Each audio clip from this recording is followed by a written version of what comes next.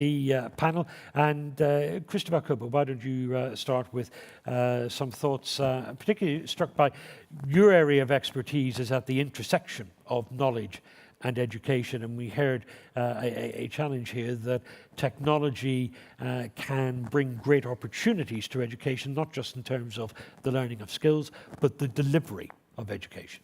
Certainly. I guess education, like many other sectors, have been under a massive pressure to speed up the process of delivering the automation, digitization, in order to make the learning experience faster and quicker at a lower price, which is certainly an opportunity in terms of delivery of contents. The thing is, the learning is a social experience as well. So it's not only the access to technology that we need, it's not only providing digital skills into the community. I think the idea of developing data literacy in order to understand what the information tells us, how people are learning, how can we personalize the learning is critical. So we need to be able to make this filter between the trends and the possibilities and offer new opportunities for the population in terms of it. And we also need political will, and we need a determination to achieve objectives. The technology helps, but it doesn't in itself do the job. One of the things that we have seen in the last 20 years is when countries have been reducing their digital divide, providing higher access to technologies and connectivity, there's a whole other area of skills that need to be developed within the community. And that's why it's so important that the states ensure that the community will have access to those.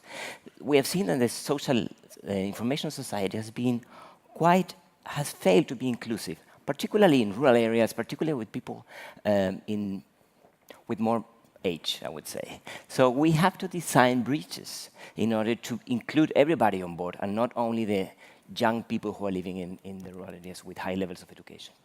Thank you. Cristóbal, just building on those points, particularly Mathias' point about the need for interrelated solutions.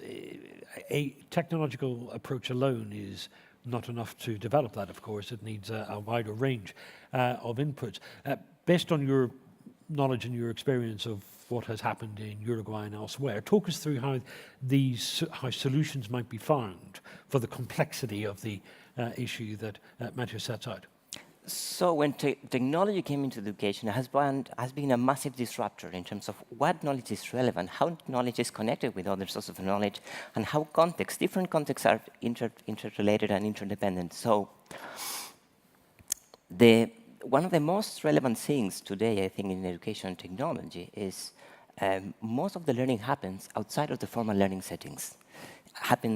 You can stop learning, so to speak. We learn 24/7, every time, everywhere. And if we have the cognitive skills, we can really take the best of technology along the life beyond or on the top of formal education, which is called third space literacy. So that means that we have to find ways to better bridge the school and the universities with the reality. And one good pathway for that is thinking in the SDG, as Barbara mentioned, and to think which are the relevant problems for the society, and how can we bring those problems into the classrooms.